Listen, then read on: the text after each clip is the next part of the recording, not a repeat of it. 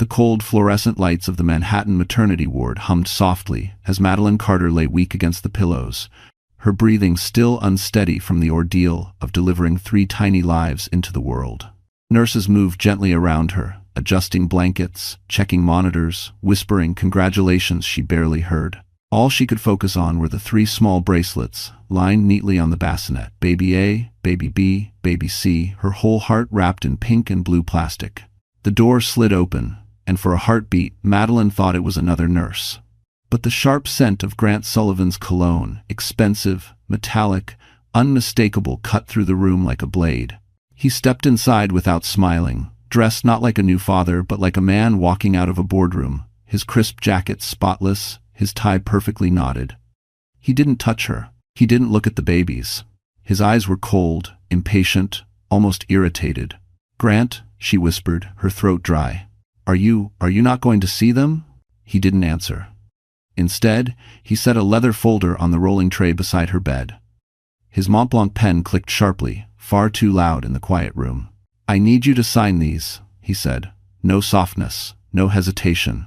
Tonight." Madeline blinked, confused. "Sign what? I just gave birth." "Exactly," he said, voice flat. "Which makes this easier. We're done, Madeline. I'm filing for divorce." She thought she misheard. Thought maybe the medication blurred her senses. But the words hit her again, cold, heavy, final. Her chest tightened. "Divorce? Now? Why would you?" Grant didn't flinch. "I can't raise 3 kids. I won't. And I'm not tying my life to someone who can't keep up anymore." Her vision blurred. Not from tears, those would come later, but from shock so deep it felt like her soul cracked. The man she built a home with, the man she trusted with her dreams, was walking away minutes after their children took their first breaths. Outside in the hallway, a nurse paused, sensing the tension. She glanced through the small window on the door, just as Grant leaned closer, lowering his voice. "Sign them, Madeline. You have nothing without me, and you know it." Madeline's fingers trembled against the sheets as she stared at the papers inches from her newborn's bracelets. And then behind Grant, the door handle moved. Someone else was about to walk in. The person pushing the door open wasn't another doctor. It was Nurse Helena, the senior NICU nurse, with 30 years of calm behind her steady gaze. She paused in the doorway, taking in the icy tension, the divorce papers on the tray, and the way Madeline's knuckles were turning white as she gripped the bedsheet. Helena's eyes flicked to the babies through the glass pane in the adjoining NICU room, then back to Madeline, and something protective hardened in her expression.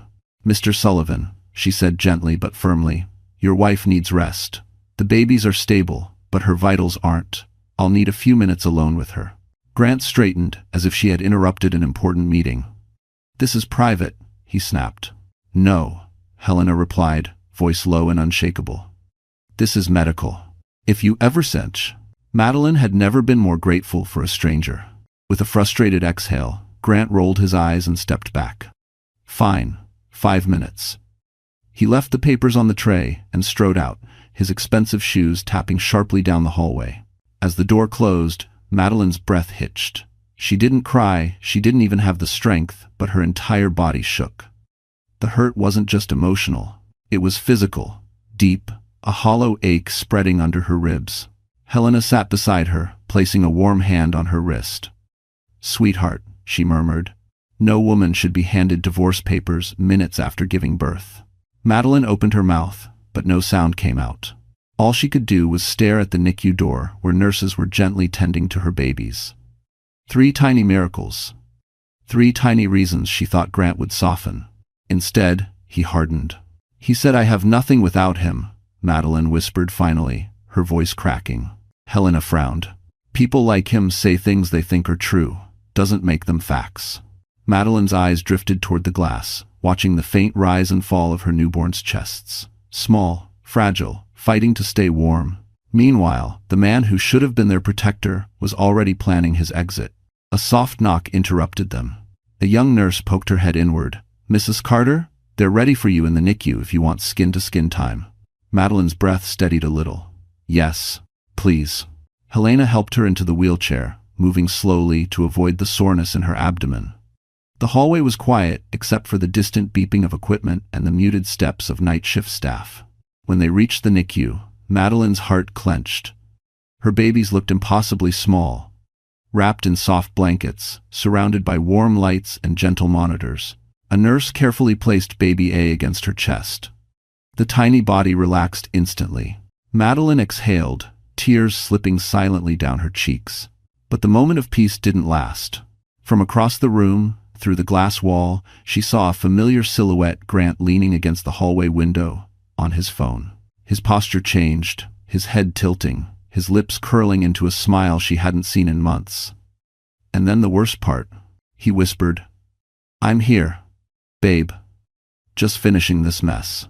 The nurse closest to Madeline paused mid-charting. She had heard it too. Madeline's stomach twisted. That tone, soft, flirtatious, intimate, wasn't for her. It hadn't been for a long time. Helena's voice hovered behind her. "You deserve better than a man who celebrates your pain." Madeline held her baby a little tighter, breathing through the hurt. She didn't know yet that Grant's phone call wasn't the most painful truth waiting to be uncovered tonight. Because in less than an hour, someone unexpected would arrive at the hospital, and they would change everything. Grant Sullivan's footsteps echoed down the polished corridor, each tap a reminder that he wasn't here as a new father, he was here as a man calculating his next move. After ending the call with that soft, flirtatious tone, he tucked his iPhone into his jacket with the same ease a man might close a business deal. The glow from the hallway windows painted sharp lines on his face, highlighting the cold ambition carved into every feature. He didn't bother looking back at the NICU. He didn't want to see Madeline holding their child, didn't want to face the truth that real responsibility now existed outside his control. Instead, he headed straight for the private waiting lounge reserved for hospital VIPs. Inside, his assistant, Tyler, was already standing beside the sleek glass table, clutching a stack of folders and a silver laptop. "Sir," Tyler said, adjusting his tie nervously, "the PR team is on standby. They want confirmation about the statement." Grant loosened his cufflinks, exhaling with annoyance. "Tell them we proceed. The narrative is, irreconcilable differences worsened by high-risk pregnancy stress. Keep it clean, keep it quiet, make her look unstable, but gently." Tyler swallowed hard. "Madeline just gave birth to triplets, sir. Public sentiment doesn't build empires," Grant snapped. "Control does." "Thanks for watching." He grabbed a bottle of sparkling water from the minibar, twisting it open sharply. This was the Grant everyone in the corporate world feared, the version who wore ruthlessness like a tailored suit. "And Ava?" Tyler asked carefully. "She's asking if she should delete the stories or—" "No," Grant said. "She can keep posting. I want her visible. It'll push Madeline to sign faster." Tyler hesitated. "Sir, Ava is 23.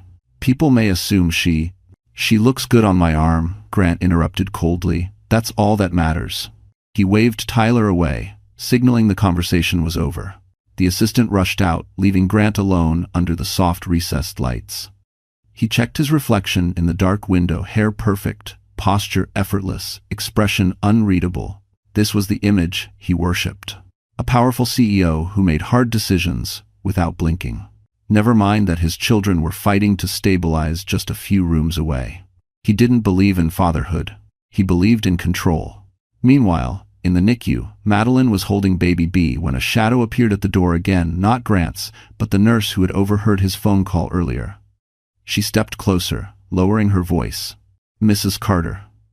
I don't mean to intrude, but your husband." He spoke to someone, very intimately. Madeline nodded faintly. She had suspected. But hearing it confirmed still cut deeper than she expected. The nurse hesitated. "Men like him think vulnerability is weakness. They don't understand that mothers become stronger after nights like this." Madeline's throat tightened, the truth settling inside her like a quiet fire. Back in the lounge, Grant received another text. The screen lit up with Ava's name beside a photo, her in a sleek red dress, lips pursed, captioned, "Miss you already." He smirked. He didn't know someone else had walked into the hospital's main entrance just minutes earlier. A woman in a tailored coat, holding a leather briefcase embossed with a subtle gold initial, E.W. Eleanor Whitford. The family attorney, and the last person Grant wanted to see. Because Eleanor wasn't here for him. She was here for Madeline. Eleanor Whitford didn't rush when she entered the hospital. She never rushed. Power rarely needed to. Her heels clicked in an even rhythm on the gleaming floor as she moved past the reception desk, the soft light reflecting off her tailored charcoal coat. At 52, Eleanor carried herself with the kind of elegance only old money or long-earned authority could shape, and in her leather briefcase rested documents that would flip Grant Sullivan's perfect world upside down. The receptionist straightened immediately. "Miss Whitford, welcome. Are you here for Mrs. Carter?" "Yes," Eleanor replied gently. "And I need access to the maternity wing." The nurse typed quickly, then nodded. "She's in NICU 3. Let me call ahead." "That won't be necessary." Eleanor's tone was polite, but final. "This is family business." And it. She walked down the corridor, her eyes sharp, absorbing every detail. The folded divorce papers left on a rolling tray near the hall, the shaken nurse who whispered to another, and the unmistakable scent of expensive cologne still lingering in the air. Grant's signature fragrance. Eleanor's jaw tightened. That man never knew when he was burning the wrong bridge. When she reached the NICU doors, she paused, watching through the glass. Madeline sat in a recliner, her shoulders hunched, her face pale and exhausted, baby B resting against her chest. A nurse adjusted the wires softly, as though afraid the mother might break if touched too roughly. Eleanor's gaze softened. She had known Madeline's parents, good people, painfully careful with their daughter's well-being. They had built protections around her, legal safeties, trusts, contingencies for the day life would test her, and that day had clearly arrived. She stepped inside. Madeline looked up, startled. "Eleanor, what are you doing here?" The older woman approached slowly, brushing back a strand of hair from Madeline's damp forehead. "Your mother made me promise that when your life reached a moment you couldn't face alone, I would come find you." Madeline blinked hard, trying to hold herself together. "I can't do this right now. Grant, he's trying to." "I know," Eleanor said softly. "I saw the papers. Thanks for watching." Something broke in Madeline's expression, then not weakness, but the painful shock of being seen, truly seen, after hours of being discarded like she didn't matter. "I don't have anything," Madeline whispered. He said this house, the land, everything is his. He said, "I'll walk away with nothing." Eleanor gave a single, almost compassionate smile. "Madeline, that is the first of many lies he's told you." Madeline stiffened. "What do you mean?" Eleanor opened her briefcase. Inside were thick folders, embossed seals, and a decades-old signature Madeline recognized her mother's. "Before your parents passed, they placed the Carter estate and all its properties into a generational trust. You, my dear, are the sole beneficiary. Not Grant. Never Grant." Madeline stared, breath caught between disbelief and dawning hope. "You're saying—" Her voice trembled. "The mansion, the land, all of it, yours," Eleanor finished. "Every acre, every brick." The NICU nurse nearby froze mid-step, stunned. Madeline pressed a shaking hand to her mouth. "Grant doesn't know." "No," Eleanor said, eyes narrowing. "And men like him make very dangerous mistakes when they think a woman has nothing to lose." Just then, footsteps approached quickly from the hallway, loud, impatient, entitled. Grant's voice followed, sharp and irritated. "Where is she? I'm not done." Eleanor's expression didn't change, but her eyes glinted. She turned toward the door, ready for war. Grant hadn't even reached the NICU doors before the temperature in the hallway shifted. Eleanor Whitford stood squarely between him and the room, her posture calm but immovable, like marble carved with purpose. Grant stopped short, irritation flashing across his face. "What are you doing here?" he demanded. Eleanor smiled politely, the kind of smile that always unsettled men like him. "Good evening, Grant. I believe you and I have overdue business." "And was?" Grant scoffed. "I don't do business in hospitals." "No," Eleanor said. "You do divorces in hospitals." The jab pierced, and Grant's jaw tightened. "Move. I need to speak with my wife." Eleanor didn't budge. "You mean the woman you blindsided while she could barely keep her eyes open? The mother of your 3 newborn children?" Grant's voice dropped to a cold whisper. "This is none of your concern." "Oh, but it is," Eleanor replied. "More than you understand. It's Tomagay." Before he could respond, the NICU doors opened, and a nurse wheeled Madeline out carefully. Her face was pale, but her eyes, still red, still exhausted, held a new spark of awareness. Baby A lay against her chest, tiny breaths warming her gown. Grant stepped forward as if nothing had happened. "Madeline, we need to finish signing those documents. The sooner we end this cleanly, the better it is for everyone." Everyone. As if she were a problem to eliminate, not a wife of 4 years or the mother of his children. Madeline swallowed hard. "I can't talk about this now." "You don't have a choice," he said. Eleanor stepped in. Actually, she has every choice. She opened her briefcase and removed a folder embossed with the Carter family seal. "Grant, I assume you never bothered to read the terms of the prenup? Or the trust documents?" Grant stared at the seal as if seeing it for the first time. "What is this supposed to be?" "Your wake-up call." She handed him a copy of the trust summary. Grant flipped the first page, then the second, his expression shifting from annoyance to confusion, then to something colder, something almost panicked. "What is this?" he demanded. This says the mansion is part of No, that's not possible." "It's entirely possible," Eleanor replied. "The Carter estate, including the land surrounding the mansion, the guest house, the gardens, the private lake, and the architectural rights attached to all structures, is not marital property. It belongs solely to Madeline." Grant's face drained of color. Eleanor continued, voice razor-sharp. "Your mother-in-law placed it in trust before you even met her daughter. You married into privilege, Grant, not ownership. A very big difference." Grant stepped closer, lowering his voice. "You expect me to believe she owns all of it? The land, the mansion?" "The acreage is 146 acres, Eleanor said calmly. "Her parents built generational wealth, not a decorative home." Madeline, clutching the baby, spoke softly. "Grant, you told me I'd walk away with nothing. That's because you were supposed to." His voice cracked with the first hint of panic. "This changes nothing. I'm still the one providing. You're still the man who left divorce papers on a hospital tray." Eleanor interrupted. "And now you'll face the consequences." A nurse pushing a cart slowed down, pretending not to listen, but everyone felt the tension. Grant's eyes darkened, his composure slipping. "You think you can take my company? My future? I built everything I have." Eleanor narrowed her gaze. "You built nothing you weren't willing to destroy." Grant took a step forward, voice rough. "Madeline, we need to talk alone." Madeline held her baby tighter. Eleanor gently moved between them again. "You will speak to her when she's ready," she said. And not a second sooner. Grant froze because behind him, someone else had appeared in the hallway. A man in a tailored black coat. Someone Grant absolutely didn't expect. Someone who knew the Carter Trust even better than Eleanor. The man in the tailored black coat stepped forward, his presence quiet but commanding. Daniel Hayes, private estate attorney, longtime advisor to the Carter family, and the only person besides Eleanor who held full knowledge of the generational trust. His dark hair was dusted with snowflakes, his expression calm, but his eyes locked instantly onto Madeline with familiar concern. "Madeline," he said gently, "I came as soon as I heard." Grant stiffened. "You have no right to be here." Daniel didn't even look at him. "Actually, I have every right. I represent the Carter estate, and Madeline is the sole beneficiary. Which means I'm here for her, no one else." Madeline felt her throat tighten. Daniel had been her parents' lawyer since she was a teenager. He'd attended birthdays, college events, and even her wedding, though Grant barely remembered him.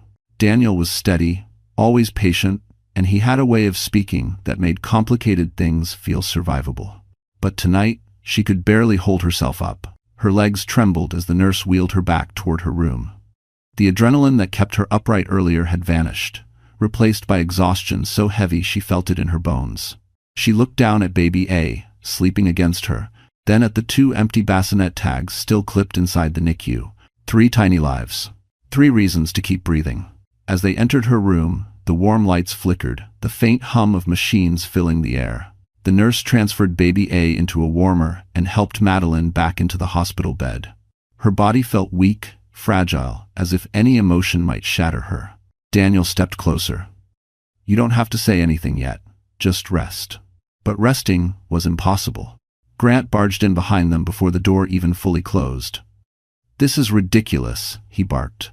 "You," he pointed at Daniel, "need to leave before I have security remove you." Eleanor's voice cut through the tension like a blade. "Grant, if anyone is getting removed, it will be you." He spun toward her. She's my wife. And you treated her like a disposable assistant, Eleanor shot back.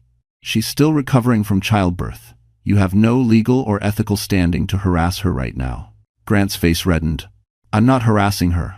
I'm trying to get closure. Madeline finally spoke, her voice raw. Closure? You handed me divorce papers before I even held my babies. If you prostim zav or out further, we're nouts. Grant flinched just barely, but enough for everyone in the room to see it. Madeline, don't be dramatic, he said. Our marriage has been dead for months. Daniel's jaw tightened. And yet you waited until she was physically weak and emotionally vulnerable to strike. Convenient timing. Grant shot him a glare. Stay out of this. No, Daniel said calmly. I won't. Those 3 words carried more weight than Grant expected. He stepped back, eyes narrowing. Madeline's heart pounded.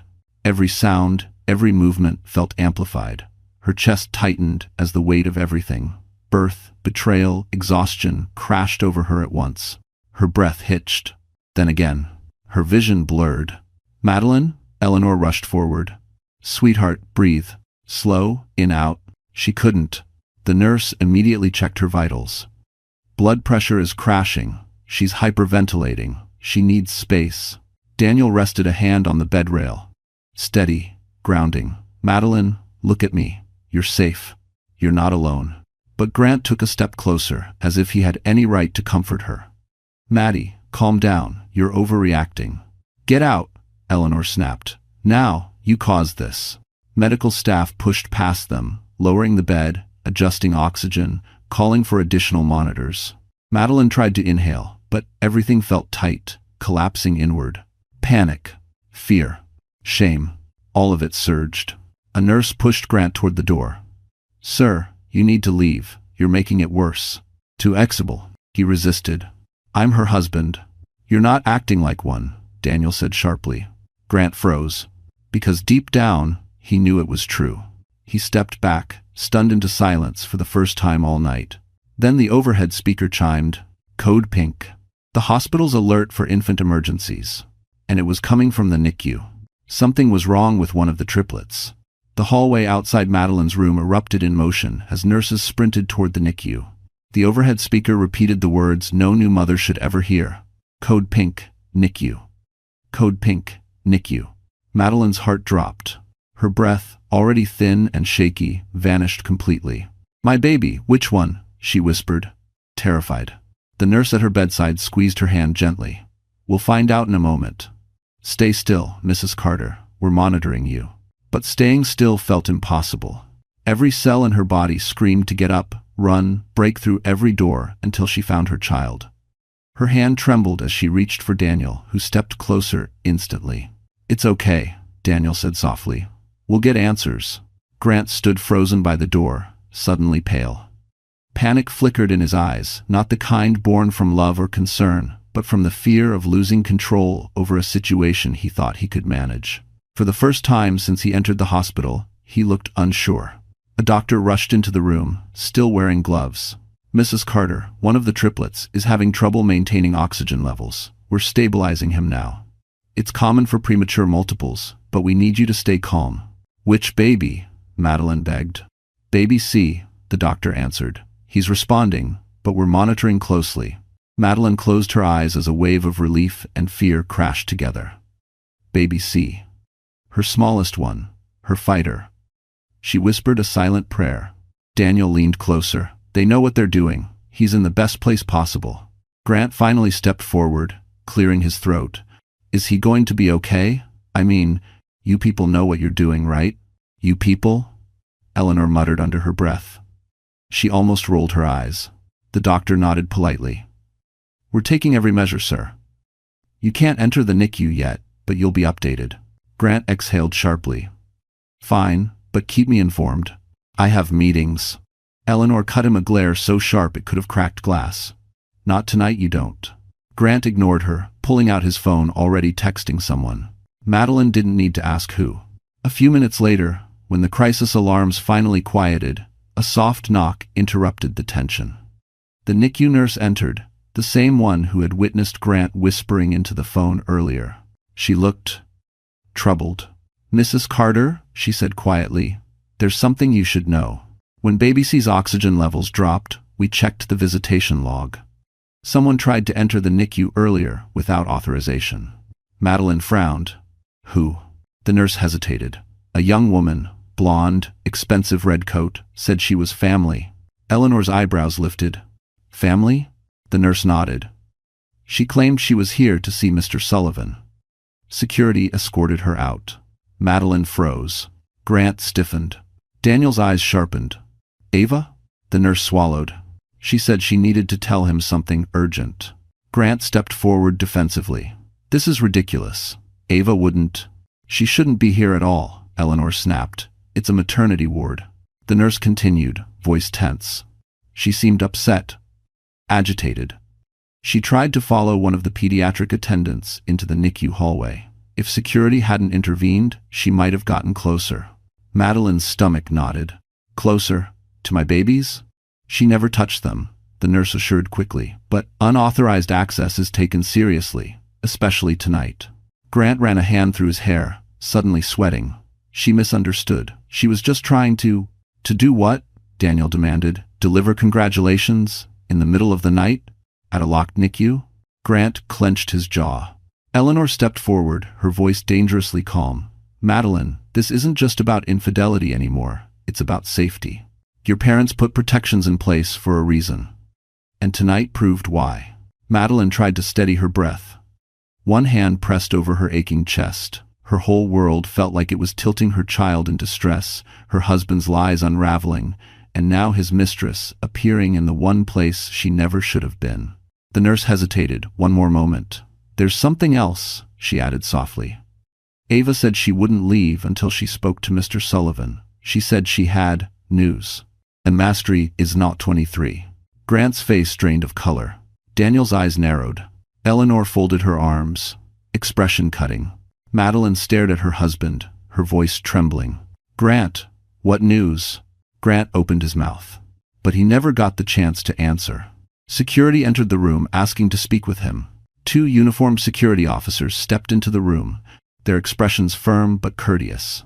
Behind them, the hallway lights cast long shadows, adding tension to every breath inside the small hospital room. "Mr. Sullivan," the taller officer said, "we need to speak with you regarding an incident on the 3rd floor." Grant forced a laugh. "This is a misunderstanding. I'm with my wife, my newborns. I'm not leaving." The officer didn't flinch. "Sir, the woman involved in the earlier disturbance identified you as her contact. She's still downstairs demanding to see you. Business. Infactional. You could have heard a pin drop." Madeline felt the air crush her chest again, but not from panic this time. From the raw sting of being betrayed so openly, so shamelessly. Eleanor lifted her chin. "Grant, you should go. If your mistress is causing chaos at a hospital, that's your responsibility." Grant rounded on her. "Stay out of this." Daniel stepped between them, calm but solid, like a man who'd been preparing for this confrontation for years. "Let him go, Eleanor. The sooner he faces what he's created, the better for everyone." The nurse near the monitors exhaled softly, clearly relieved someone was taking control. Grant clicked his tongue with annoyance but followed security out of the room. The door shut behind them with a quiet thud, quiet but final. For the first time since this nightmare began, the room felt breathable. Madeline closed her eyes. Why is she here? Why now? Daniel pulled up a chair. Because men like Grant don't keep their lives separate. They think they can manage chaos by pretending it isn't chaos. Eleanor placed a gentle hand on Madeline's shoulder. Let her make noise. The louder she gets, the easier the truth becomes. But downstairs, the truth was far messier than any of them expected. Grant descended the stairwell with security at his heels. As soon as he stepped into the lobby, Ava Brooks stood up from a bench, mascara smudged, eyes swollen, her expensive red coat looking too bright under the white lights. She stormed toward him. "Grant, you disappeared. I've been calling you for hours." "Ava, lower your voice," Grant hissed, glancing at the reception desk. She didn't. "No, I won't lower my voice. You said you'd be with me tonight. You said after she gave birth, you'd be done." The security guards exchanged looks. Grant froze. "Ava, not here." But Ava was past listening. Her emotions had spilled over the edge hours ago. I told you I couldn't handle this anymore, she cried. I told you I couldn't hide forever, and you still disappeared on me. You didn't even answer when I told you. She stopped abruptly. Grant stiffened. When you told me what? Ava swallowed hard, her hands shaking. That I'm pregnant. Grant went still, completely still. Upstairs, as if the universe could sense the shift, Baby C's oxygen monitor beeped softly in the NICU, but stabilized a second later, unnoticed in the chaos below. Meanwhile, in her hospital bed, Madeline stared at the door, a strange calm settling over her. Eleanor and Daniel watched her closely as she whispered, "He's hiding something. I can feel it." Back downstairs, the security guard lowered his voice. "Sir, we need to know if this woman is going to continue causing disruption." "And Fortin?" Ava pointed a trembling finger at Grant. "Tell them, Grant. Tell them what you promised. Tell them why you wanted the divorce done tonight." Grant's face twisted. "Ava, stop. Tell them," she repeated, voice cracking, "that you plan to leave her with nothing so you wouldn't have to split anything with either of us." Every head in the lobby turned. Grant's career, his reputation, his entire public image, cracked in one instant. He grabbed Ava's arm. "We're leaving." She yanked away. "Not until you tell them the whole truth." Before Grant could silence her, an elevator dinged behind him. The doors opened, and inside the elevator, standing tall despite exhaustion, was Madeline. She had come downstairs, and she had heard enough. For a moment, the entire hospital lobby fell silent. The soft hum of the overhead lights, the distant ringing of phones, even the shuffle of night shift staff, all of it faded as Madeline stepped out of the elevator. She wasn't strong enough to walk without help. Her body was trembling, her hospital gown hidden beneath a loose cardigan the nurse had thrown over her shoulders. But her eyes were clearer than they had been all night. Grant turned toward her, shock gripping every muscle in his face. "Madeline, you shouldn't be out of bed." She didn't answer him. She didn't need to. Ava stood frozen several feet away, her red coat looking almost garish under the harsh lobby lights. Mascara streaked her cheeks. Her hands were wrapped protectively around her stomach. "Pregnant." Madeline felt the words like cold glass piercing her skin. Daniel rushed forward from the elevator, steadying her by the elbow. Eleanor followed, her posture tall, protective, ready to strike if needed. Madeline's breathing was shallow, but steady. "How long?" she asked quietly, her voice barely above a whisper. Grant blinked. "How long what? How long have you been with her?" His silence was all the answer she needed. Ava's chin quivered. "He told me he was leaving you months ago. He said you two were basically separated." Madeline didn't look at her. Her gaze was fixed on Grant, as if truly seeing him for the first time. "Separation?" Madeline repeated softly. "While I was on bed rest? While I was carrying your children?" Grant stepped forward. "Maddie, listen, this isn't the time. You're emotional. You're exhausted. You don't understand." "Don't," Madeline breathed. "Don't tell me what I understand." People around them, nurses, receptionists, security tried not to stare, but couldn't look away. The polished marble lobby felt like a stage, and Grant's perfectly controlled image was unraveling in real time. Ava wiped her cheeks. "Grant told me he had nothing, that everything he has is tied to the company. He said he needed a clean break with you to protect his future. Our future." Madeline's heart twisted because that part at least was true. Grant had always loved his future more than his family. Eleanor stepped forward then, her voice sharp as a blade. "Miss Brooks, you should know, the mansion you've been hoping to decorate, the land you thought you'd inherit, none of it belongs to him.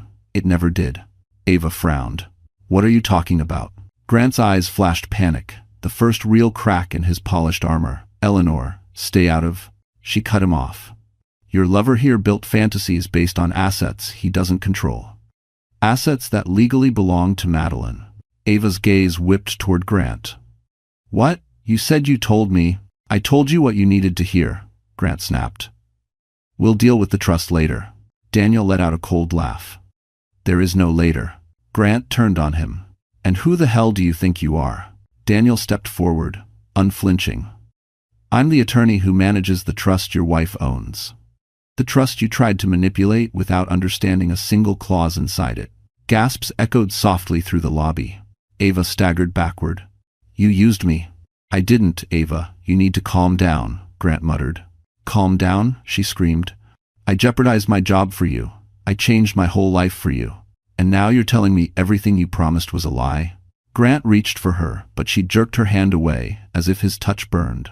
Madeline closed her eyes not because she couldn't bear to watch, but because she finally no longer needed to. The truth was laid bare. Grant was exactly who she feared, and worse. Security stepped closer, unsure if the situation would escalate again. Daniel leaned toward Madeline. Let's take you back upstairs. You shouldn't be on your feet. Aday and Serge. She nodded, tears threatening but not falling. Before they could turn, a small voice from behind whispered, Mrs. Carter? It was the NICU nurse, her face pale, her hands trembling. There's another issue with baby C. You need to come now. The elevator ride back to the NICU felt unbearably slow.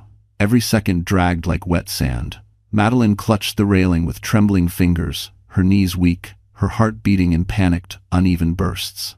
Daniel stood beside her, steady and calm, while Eleanor pressed the door close button repeatedly, as though she could bend steel with urgency alone.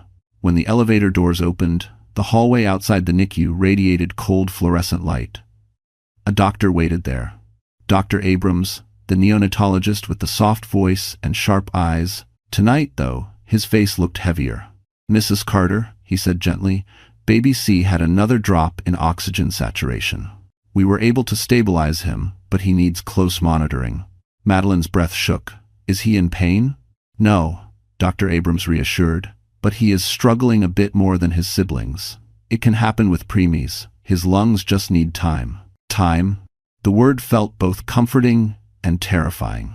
Madeline nodded, gripping Daniel's arm as she took a slow step toward the glass wall, separating her from the babies. Inside the NICU, nurses moved efficiently around the tiny incubators, adjusting monitors, repositioning sensors, checking vitals with practiced hands. Her eyes found baby C, the smallest of the three. His chest rose and fell in shallow breaths, a tiny fighter in a world too big for him. Daniel lowered his voice. You're doing everything right, Madeline. She didn't answer. She pressed a hand against the glass, wishing she could trade places with him, wishing she could breathe for him. Behind them, Grant stepped off the elevator. His face was drained, his movements stiff. He looked like a man who had just watched his life slip through his fingers. He walked toward them, opening his mouth as if to speak, but Eleanor raised a hand sharply. Not now. Grant stopped, swallowing hard. He's my son. For once, Eleanor said, act like it, and that means silence. Grant exhaled shakily, something resembling genuine fear flickering in his eyes. It struck Madeline then almost painfully that he wasn't afraid of losing baby C. He was afraid of losing control. A nurse stepped out of the NICU. Mrs. Carter, you can come inside for skin to skin. Only you. Madeline nodded, wiping her eyes. The nurse held the door open, and warm, sterile air enveloped her as she stepped inside. The rhythmic beeping of monitors filled her ears as she approached the incubator. The nurse lifted baby C carefully, placing him against Madeline's bare chest. The baby let out a small sigh, a whisper of life, settling into her warmth. Madeline inhaled deeply. I'm here, sweetheart. Mama's here. His tiny fingers curled against her skin. And for the first time that night, she felt something fierce ignite inside her, an instinct older than fear. A mother's vow she wasn't going to break. She wasn't going to let anyone, Grant, Ava, or any storm he created touch her baby's futures. She pressed a kiss against her son's forehead. You're going to be okay, she whispered. We're going to be okay. Outside the glass, Daniel watched her with a quiet ache in his eyes. Eleanor stood beside him, arms crossed but expression softened. Even the nurse paused, visibly moved. Grant, however, stood farther back, his shoulders tense, his jaw clenched, his eyes darting, calculating, uncertain, crumbling. He had spent years believing he could control everything, his company, his narrative, his image, even his marriage. But what stood before him now was something he couldn't manipulate. A mother holding her child, a woman finding her strength, a life he no longer belonged to. As Madeline rocked baby C gently, the NICU door opened again. Another nurse stepped in, carrying a chart. She whispered something to the attending physician. He turned sharply toward Madeline. Mrs. Carter, he said, voice tight, urgent, we have a new concern. It's about baby A. And to Devon. 3s. 2. For a split second, Madeline couldn't process the doctor's words. Baby A? Another concern? Her heart, already fragile, squeezed so hard her breath caught. The nurse hovering near the incubator motioned gently. Mrs. Carter, let me help you place baby C back. We need to check baby A's vitals urgently. Madeline nodded, her hands shaking as she kissed baby C's forehead before the nurse lifted him away with practiced care. The absence of his warmth against her chest hit harder than she expected. She moved toward baby A's incubator, her legs unsteady. The monitors blinked rapidly, a cluster of numbers she didn't understand but instinctively feared. Dr. Abrams stepped closer. Baby A's heart rate became irregular during the last reading. We're performing additional tests. It may be a benign flutter, but we need to act quickly. Madeline pressed her hand to the plexiglass. Is he hurting? No, doctor. Abrams assured softly, but he needs vigilance. Behind her, the NICU door opened, and Daniel and Eleanor stepped quietly inside after sanitizing. Their faces mirrored the same worry that had settled in Madeline's chest like a stone. Grant remained outside the glass, pacing, raking a hand through his hair as though the crisis was an inconvenience rather than a fear. Eleanor lowered her voice. Madeline, breathe, you're stronger than you think. But strength felt like a distant memory. As a nurse prepared equipment, memories flashed through Madeline's mind, tiny moments from the pregnancy. Baby A had always been the active one, kicking first, baby B steady and calm, baby C small and delicate. She had whispered to each of them nightly, telling them stories about the world waiting for them. She had believed Grant would be part of that world. Now she wished she had imagined it without him. Dr. Abrams adjusted a monitor. His numbers are stabilizing, but I want to be cautious. We'll run an EKG and a blood gas analysis. Madeline nodded again, though her vision blurred with unshed tears. Daniel stepped beside her. Is there anything she can do? He asked quietly. For now, the doctor said. Stay calm. The babies sense stress. Her presence helps. Madeline exhaled shakily. I'm trying. We know, Daniel said. Eleanor placed a steadying hand on her back. You're not alone. Your children aren't alone. 2040. Across the glass, Grant suddenly slammed his palm against the window, startling several nurses. How long is this going to take? Can someone explain what's happening? Dr. Abrams stiffened. Sir, you need to step back. Stress disrupts the sterile environment. Grant scoffed but retreated a step. The arrogance was still there, but it was cracking at the edges, fracturing under pressure he didn't know how to handle. Madeline watched him for a long moment, feeling a profound shift inside her. She had spent years waiting for him to show up emotionally. And now, watching him unravel, she realized something. He wasn't capable of showing up. Not for her. Not for their children. Not for anyone. The NICU door opened again, and a technician wheeled in additional equipment. The beeping monitors echoed in rhythmic pulses, markers of fragile life. Madeline leaned closer, whispering through the plexiglass. Mama's here. You're going to be okay. Ever. As if hearing her, baby A's heart monitor steadied a fraction. Relief washed over her like warm water. Daniel let out a breath. Good sign. Eleanor nodded. Very good. And for the first time in hours, something hopeful flickered inside her. But that fragile hope was shattered a moment later, when the NICU nurse entered with her tablet, glancing between Madeline and the doctor. There's something else, she said hesitantly. A flag came up on the visitor log. Someone tried accessing the NICU earlier using a forged family ID.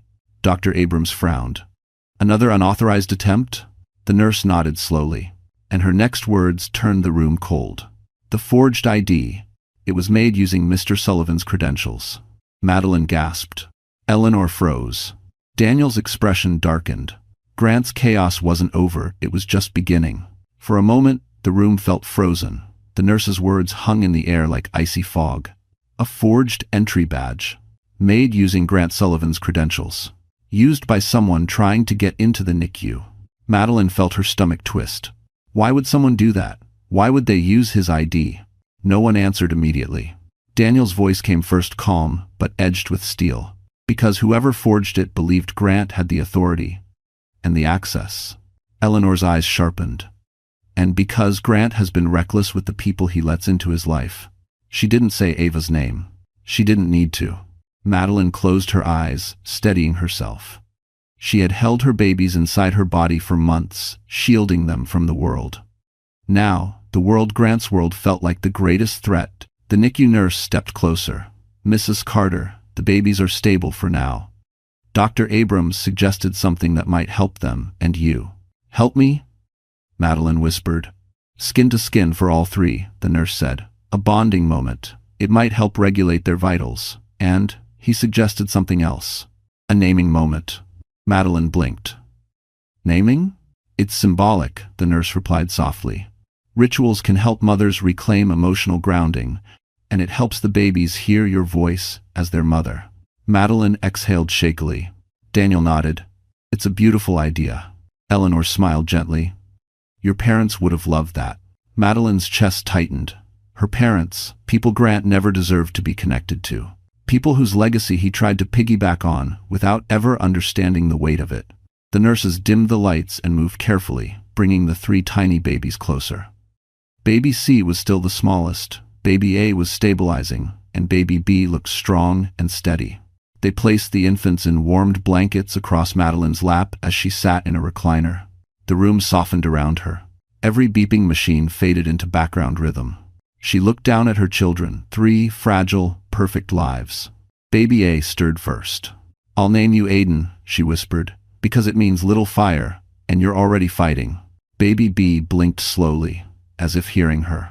"You'll be Benjamin, brave and steady." Baby C sighed in his sleep, almost like a tiny mule. "And you, Caleb, my little warrior." Daniel watched, his expression softening in a way he rarely allowed in public. Eleanor discreetly dabbed at her eyes. Even the nurses paused, visibly moved.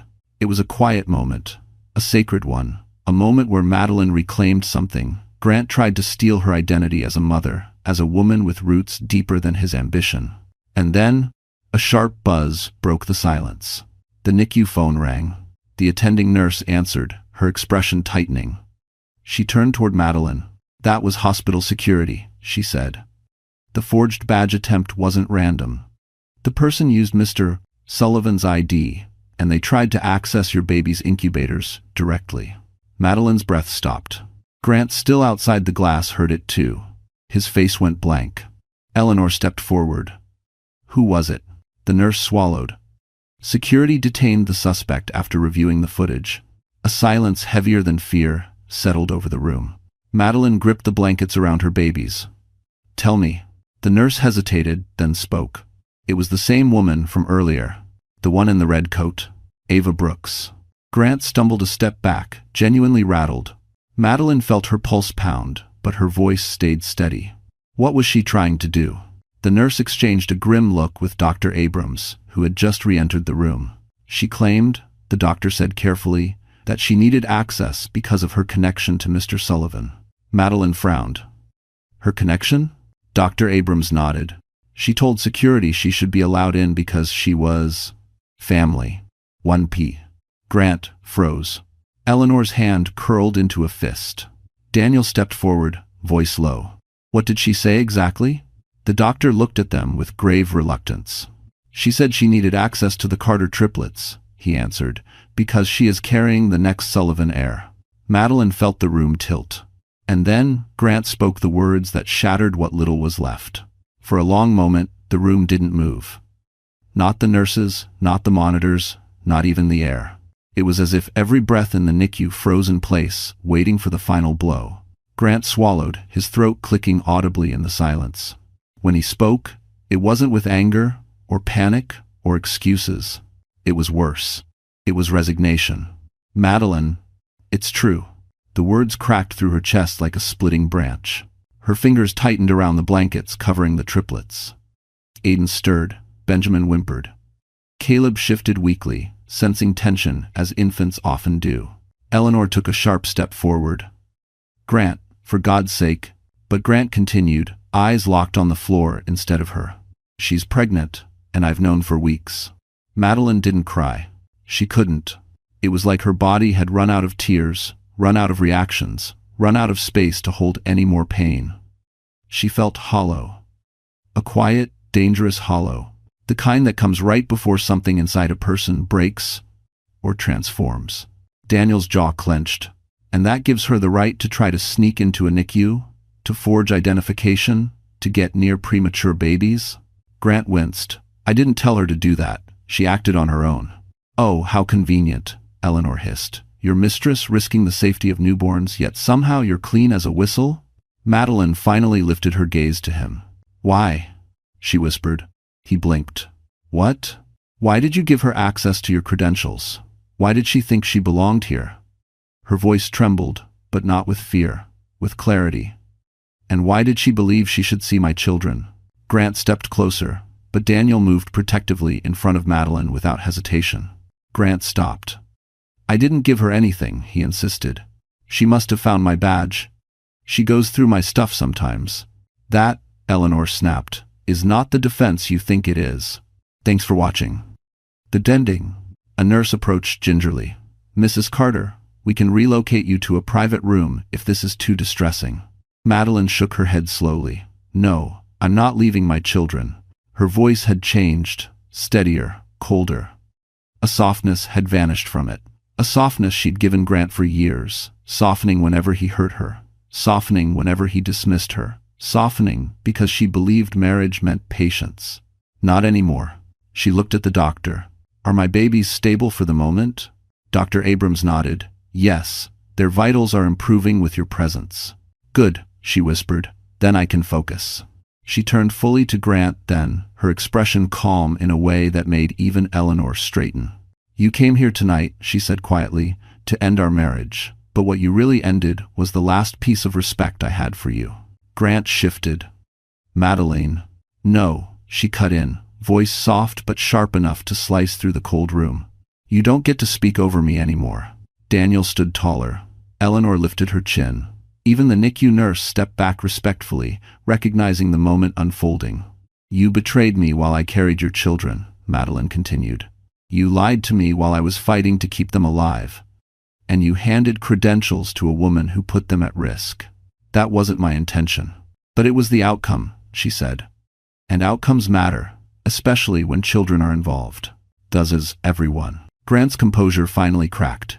He stepped forward again. Maddie, please don't do this here. Not in front of... In front of who? She asked. Your audience, your image, your mistress, your unborn child? Grant flinched, shame creeping across his expression. The shame he'd avoided for years. Madeline inhaled, a slow, controlled breath of a woman stepping into her power. From this moment on, she said, I choose my children, I choose myself, and I choose a future without you in it. Bada. Grant stared at her in stunned silence. And then the NICU speaker chimed overhead. The doctor turned sharply. That's the security line, he murmured. Answer it. The nurse picked up the phone, listened, then paled. She looked directly at Madeline. Mrs. Carter, the woman in the red coat just attempted something else downstairs. Madeline's pulse thudded. What now? She whispered. The nurse swallowed. She asked for an attorney. Daniel raised an eyebrow. Why? The nurse hesitated. She said she needed one, because she's ready to confess. Everything. Downstairs, the small hospital consultation room buzzed with tension. Ava Brooks sat hunched in a chair, her red coat draped around her like a collapsing shield. Her mascara streaks had dried, leaving dark smudges beneath swollen eyes. Her trembling hands clutched a plastic cup of water she hadn't touched. She looked nothing like the polished, confident girl Grant had paraded around Manhattan restaurants. She looked young, frightened, abandoned. The security officer stood near the door. Miss Brooks, the attorney you requested is on the way. Ava shook her head violently. No, not just any attorney. Her voice cracked. I want someone who will actually listen. She swallowed. He lied to me. He told me I'd be protected. The officer exchanged a look with the nurse beside him. We can't comment on that. What matters is your cooperation. Ava wiped at her nose. You don't understand. He said the babies wouldn't matter. He said once the divorce was done, everything would fall into place. He promised me a life. A voice from the doorway spoke before anyone else could. That's because Grant Sullivan promises lives he never intends to give. Ava looked up sharply. Eleanor Whitford stood there, calm, controlled, and unnervingly composed. Daniel stepped in behind her, hands folded in front of him, expression unreadable. Ava's breath hitched. You're the lawyer, her lawyer. Eleanor corrected her gently. Her parents' lawyer. And the trustee of the entire Carter estate. Ava paled. So it's true, she owns everything. Daniel nodded. Everything he told you was a lie. The mansion, the land, the future he dangled in front of you, it was never his to give. Ava shook her head. He told me he needed to end the marriage so he wouldn't lose half. He said Madeline was nothing without him. Eleanor exhaled a humorless laugh. He underestimated the wrong woman. Ava's lips quivered.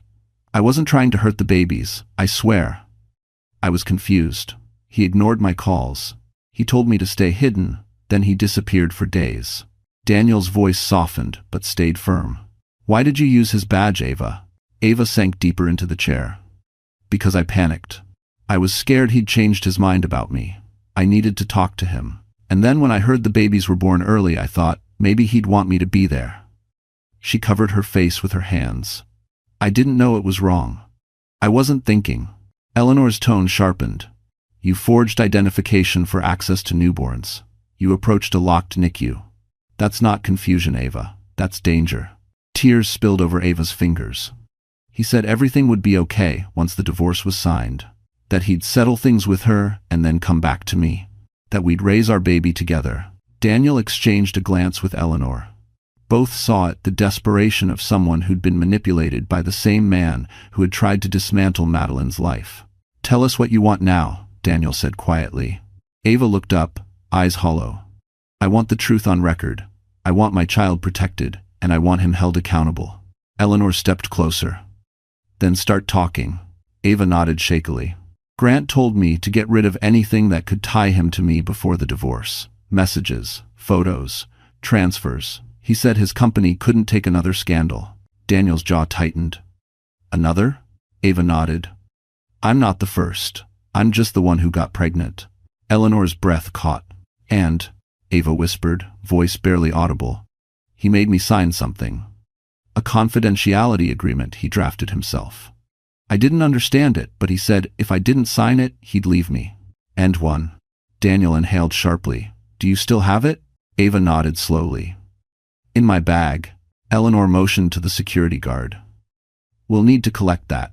Ava's hands trembled as she reached into her purse, pulling out a crumpled envelope. There's something else. Something you should know. Eleanor leaned forward. Tell us. Ava's voice cracked. Grant told me. He didn't want the triplets. He said once the divorce was finalized, he'd find a way to challenge custody. He said he'd make sure she looked unstable. Daniel's expression turned to ice. Eleanor's eyes darkened. Before anyone could react, the intercom crackled overhead. Miss Whitford, Mr. Hayes' NICU requests your immediate return. Ava swallowed again, shaking. What happened now? She whispered. Eleanor exchanged a look with Daniel, her voice tight. Something's wrong upstairs. By the time Eleanor and Daniel rushed back to the NICU floor, the tension in the hallway had thickened like fog. Madeline sat in a recliner near the glass wall, cradling Benjamin and humming softly an unsteady lullaby born from pure instinct. Aiden and Caleb rested in warmers beside her, their vitals stable but fragile. The attending nurse approached Eleanor quietly. The babies are okay, she whispered. But Mrs. Carter's blood pressure spiked again. We need the room calm. Daniel exhaled in relief. Good. But Eleanor noticed Madeline's hands trembling, fragile, exhausted, yet steady enough to hold her son's. The sight only hardened her resolve. Behind them, Grant stood pressed against the far wall, pacing. His hair was disheveled, his tie askew, his face paling with every passing minute. He looked less like a CEO and more like a man watching a tower he built collapse floor by floor. And collapse it did. A hospital administrator approached cautiously. Mr. Sullivan, there's a call for you from your company's internal audit team. They said it's urgent. Grant blinked.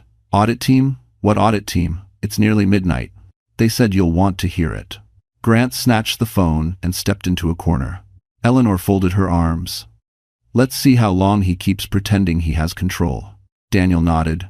His board must have sensed the PR smoke already. In the NICU, Madeline looked up wearily. What's happening now? Eleanor knelt beside her. Just the world catching up to reality, sweetheart. While Grant barked into the phone, Daniel leaned closer. If Ava's confession is as thorough as she claims, the board will act fast. They can't afford liabilities. Madeline swallowed. I'm tired of everything collapsing around me. Eleanor took her hand. Sometimes things collapse, so new foundations can be built. You survived the hardest part, now the consequences fall on the right shoulders.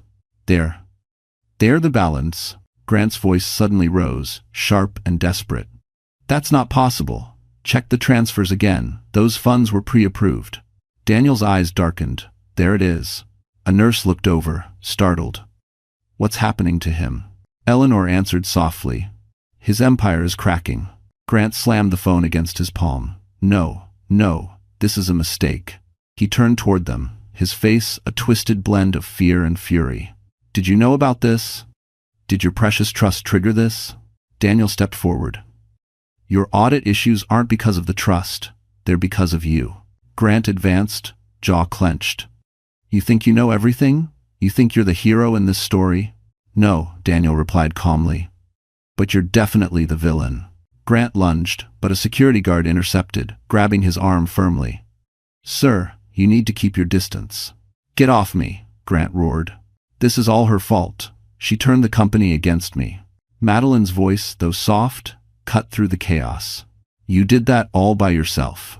He spun toward her. Her eyes, exhausted, bloodshot, but unwavering, held a strength she didn't have hours ago. You betrayed your vows. You endangered your children. You lied to everyone who trusted you. And you're still blaming me. Grant opened his mouth to speak, but the elevator dinged sharply. Everyone turned as the doors opened. A group of 3 people stepped out, 2 men in tailored suits and a woman holding a briefcase. Corporate. Clean. Unforgiving. The lead man approached Grant. Mr. Sullivan, we're from the Board Oversight Committee. We've been trying to reach you. Grant stiffened. What are you doing here? The woman opened the briefcase, pulling out a stack of documents. We've uncovered several unauthorized transfers and compliance violations. You're being placed under immediate administrative suspension. Grant's face drained. You can't do this, he whispered. But they already had. Eleanor's eyes narrowed with quiet satisfaction. Madeline held her babies a little closer. Grant staggered back, breath unsteady, his empire spiraling in freefall. Then the board representative added, We also need to discuss the confidential agreement involving Miss Brooks. That violation puts the company in legal jeopardy. Grant froze. And for the first time, pure fear settled into his eyes. Because he realized the next consequence would not be about money. 2 days later, the hospital finally discharged the triplets into a special care home program. Madeline was still weak, walking slowly with the help of a nurse as Daniel and Eleanor handled paperwork. The winter air outside Manhattan General cut sharp against her cheeks as she was helped into Daniel's car, a black Mercedes S-Class he drove rarely, only on important matters. Today, qualified, she wasn't going back to an apartment. She wasn't going back to anywhere Grant had ever touched. She was going home, the Carter mansion. When the car turned into the long, gated driveway, Madeline exhaled shakily. The mansion rose like a quiet piece of history, stone walls covered in winter ivy, arched windows glowing gold from interior lamps, snow dusting the roof. Her childhood home, a place Grant had always treated like a trophy, never understanding it was sanctuary. But there, in the courtyard, Grant stood waiting, hands shoved into his coat pockets. Eyes dark, jaw clenched, like a man preparing for battle. Daniel pulled to a stop. Stay in the car, he told her. No, Madeline said quietly. I need to face this. She stepped out slowly, careful with her fresh incisions, while Eleanor carried the babies inside. Aiden grumbled weakly. Benjamin whimpered. Caleb slept. Grant's gaze stayed fixed on Madeline. This is my home too, he said, voice low. Madeline didn't flinch. No, it never was. He laughed bitterly. I lived here. I paid for renovations. You paid for a kitchen remodel, she said. But the foundation, the land, the deed, all Carter. If it ever sees. Daniel stepped beside her, holding a folder. Grant, your name has never appeared on any ownership document tied to this estate. You were a guest here. Grant's jaw twitched. You're lying. Eleanor walked down the steps from the foyer, holding a thick binder. Then allow me to educate you. She opened it to the first page, the Carter title deed, signed 32 years ago. Then the trust assignment, the succession clause, the inheritance schedule, the prenup, all bearing signatures, none belonging to Grant. This, Eleanor said, is the legal reality you ignored. Grant snatched the binder and flipped through it, his eyes widening with every page until his voice cracked. No. No, this isn't right. She told me she didn't own anything. Madeline's expression was calm, almost eerily so. I didn't know the details. But you never asked. You never cared. Grant turned on her, desperation leaking through his arrogance. We can fix this. Maddie, listen to me. I didn't marry you for the estate. I chose you. You used me, she corrected softly. You used my family name to climb, and when you thought I had nothing left to offer, you tried to trade me in for someone easier to control. Grant's face twisted, shame and fury warring in his eyes. I was under pressure. My board, my investors, my image. Your image, Madeline repeated.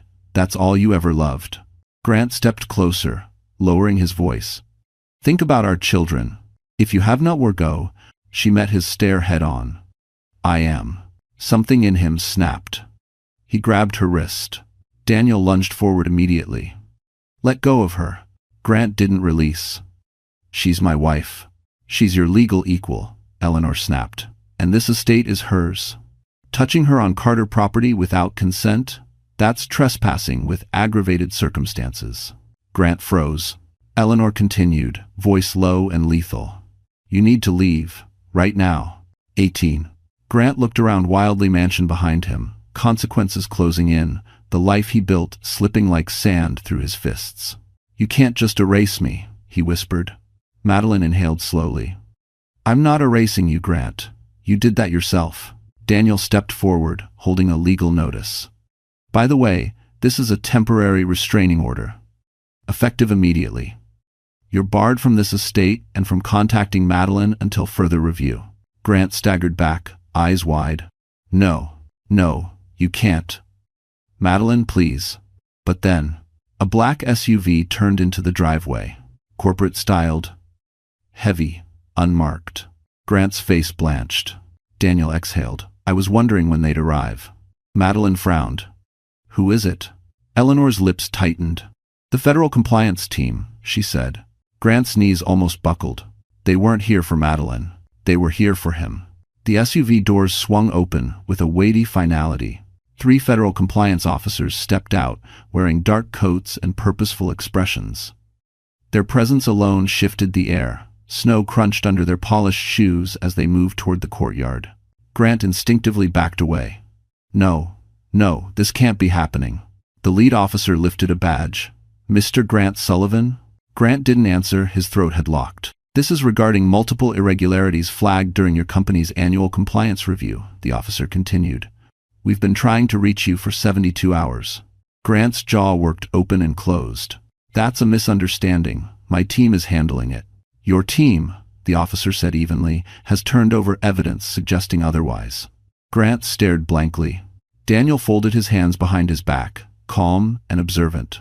Eleanor remained still as a statue, watching every detail. The officer pulled out a sealed folder. We have concerns about unauthorized transfers, internal manipulation of investor reports, and a confidentiality agreement drafted outside legal oversight. Grant blanched. That's internal business, not federal regulation. It becomes federal, the officer replied, when shareholders file complaints, or when personal misconduct intertwines with corporate misrepresentation. All of us, if you can in the brofor, people said Domi 2-6. A gust of wind swept through the courtyard. Madeline tightened her coat around her, staying near the door where her babies slept inside with a hired nurse. Grant swiveled to her, eyes burning. You did this. You called them.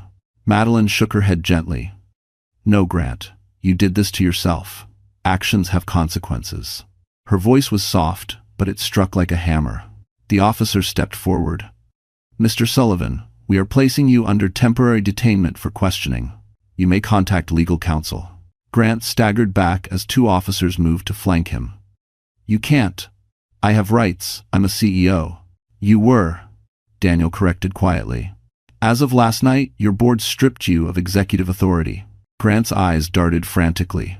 No, no, they wouldn't. I built that company. They built it, Daniel said. You tarnished it. One of the officers produced cuffs. Grant panicked. Wait, I have a pregnant partner. Ava needs me. She's unstable. She might hurt herself. Eleanor stepped forward, arms crossed.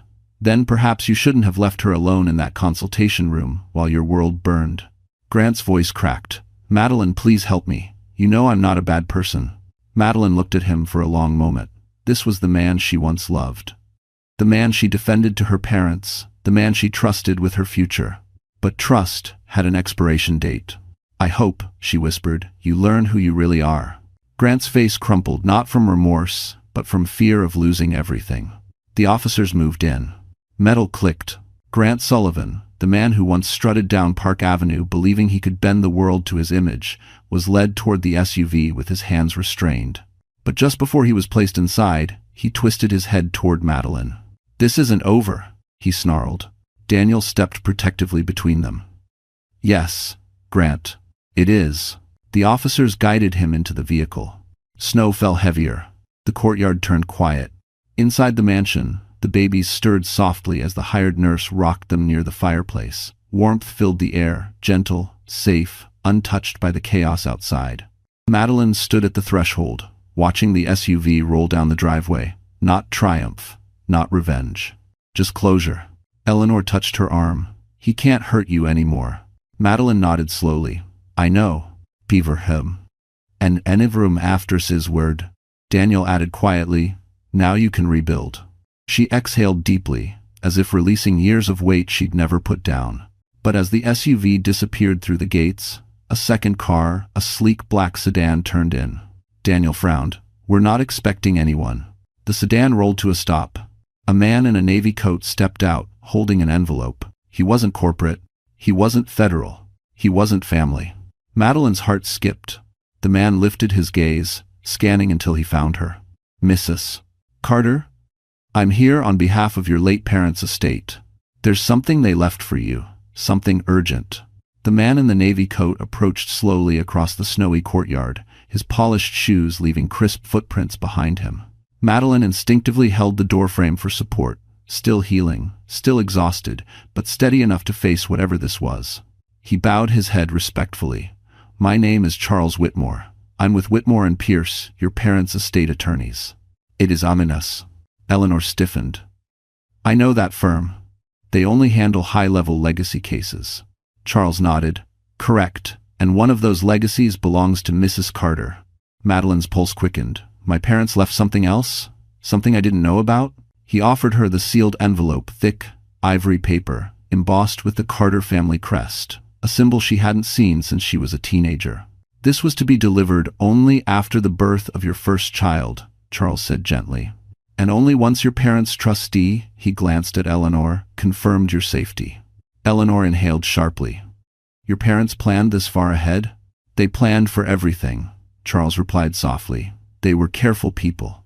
Madeline took the envelope with trembling hands. Her chest tightened not from fear, but from the ache of missing them. Her parents had died years ago in an accident, and yet here they were, reaching out across time. Charles continued, There's also a second item locked in my car. I'll retrieve it once you've read the letter. Daniel stepped beside her. Do you want to sit? Madeline nodded. He guided her into the grand foyer, where warm light spilled across the hardwood floors and her babies slept peacefully in their bassinets. The mansion felt alive again, not with Grant's cold ambition, but with something gentler. An echo of family, of love. Madeline broke the seal. Her mother's handwriting swept across the page, elegant, graceful, familiar. My sweet girl, if you are reading this, you are a mother now. The words blurred instantly. Tears welled not from heartbreak, but from the overwhelming weight of love she could feel in each stroke of ink. We knew life would test you. We feared the wrong man might try to take what wasn't his to claim. So we built protections, not because we didn't trust you, but because we wanted your future children safe. Your heart is soft, Maddie. Too soft for men who mistake gentleness for weakness. Madeline pressed a shaking hand to her mouth. Eleanor looked away, blinking rapidly. Daniel swallowed hard. She read on. We left something for you. Something that will make rebuilding your life easier. Something that belonged to your grandparents, then to us. Something meant for you and your children, never for anyone who tries to stand on your shoulders. Use it well. Use it bravely. And know we love you, always." The final line broke her. "Your mother, Elizabeth Carter." Madeline folded the letter against her chest and sobbed quiet, trembling sobs she'd been holding back for days. Daniel knelt beside her, steady and patient. Eleanor placed a gentle hand on her back. When she finally inhaled again, Charles cleared his throat. "There's one more thing." He stepped back outside and returned, carrying a long, narrow case, heavy, beautiful, metallic edges polished to a shine. "This belonged to your father," he said. "He wanted you to have it when you became a parent." Madeline opened the case slowly. Inside lay a sleek Mont Blanc fountain pen, engraved with the Carter crest, and beneath it, a thin stack of documents. Daniel unfolded them carefully. His eyes widened. "Madeline," he whispered, "your parents, they left you a controlling share in the Whitford Carter land group." Eleanor gasped. "That's one of the largest private land holdings in the state." Eslo. Madeline stared at the papers, breathless. She had gone from abandoned to the most powerful version of herself she had ever imagined. But before she could speak, her phone buzzed. She glanced at the screen. A text from an unknown number. "I know where Grant is, and you need to hear what he's planning." Madeline's heart dropped, because the message was signed with a single name, Ava. Madeline stared at the phone screen, its glow sharp against the dimmed foyer light. Ava's name felt like a shard of glass rolling across her palm, dangerous, unpredictable, but impossible to ignore. Daniel stepped closer. "What is it?" Madeline lifted the phone so he and Eleanor could see. "Ava. She says she knows where Grant is, and what he's planning." Eleanor's expression darkened. "That girl has caused enough damage. But she may also be the only one who can stop him," Madeline whispered. Charles Whitmore, still standing respectfully near the door, tilted his head. "Do you want security present while you respond?" Madeline shook her head. "I'll call her." She reached out for a reason. Her hands trembled not with fear, but with the weight of everything she'd become responsible for. She dialed. The phone rang once, twice, a rustling sound. Then Ava's voice came through, thin, shaky, terrified. "Madeline, are you alone?" "No," Madeline answered carefully. "But you're safe. Talk to me." A quiet sob crackled through the speaker. "I shouldn't be calling you. I know I shouldn't. But Grant, he's not thinking straight. He feels cornered." Eleanor scoffed. "Good." Ava swallowed audibly. "You don't understand. He's blaming you for everything, losing his job, the investigation, the board turning on him. He thinks you set him up." Madeline stiffened. "I didn't. He destroyed himself."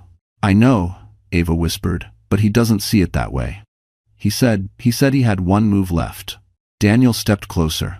"Where is he?" Ava hesitated. "At his brother's lake house outside Terrytown." "But that's not the problem."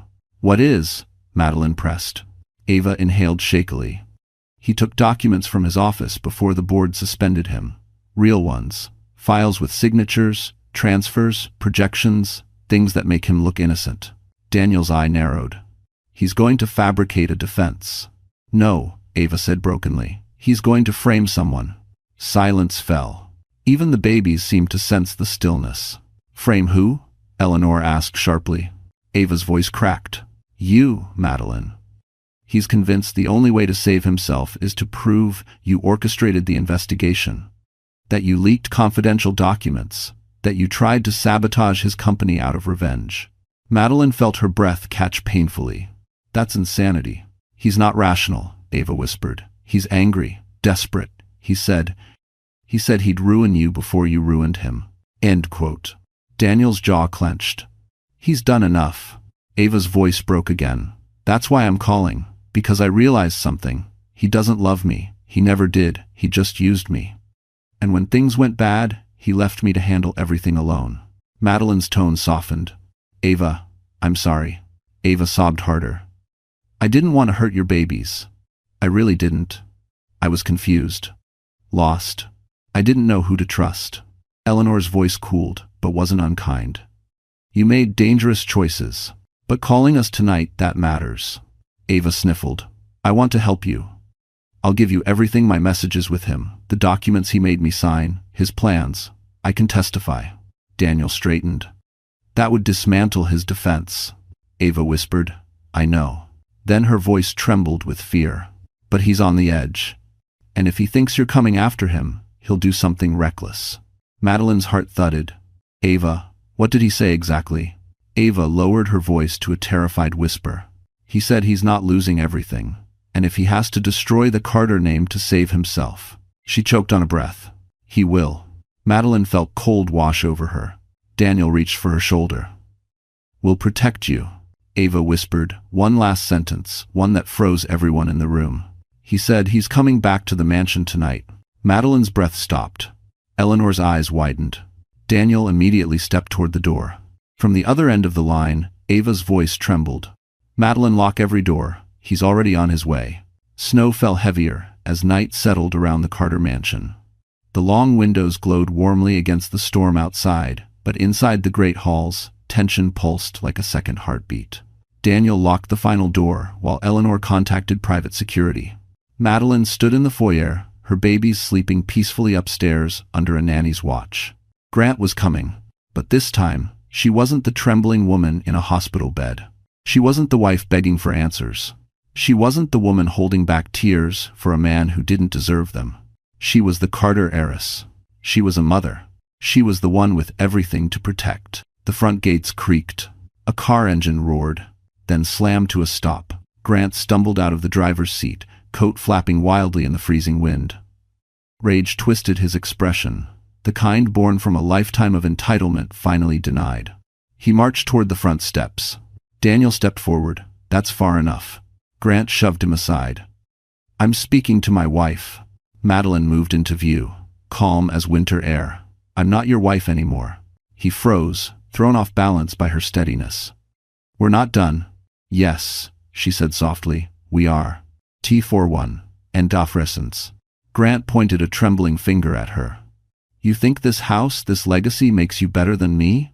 No, Madeline replied, but it makes you irrelevant. Grant laughed, a broken, manic sound. I built everything. You were nothing without me. Eleanor stepped beside her, arms crossed. And yet, here you stand, yelling on property that never belonged to you, after being removed from the very company you claimed to build.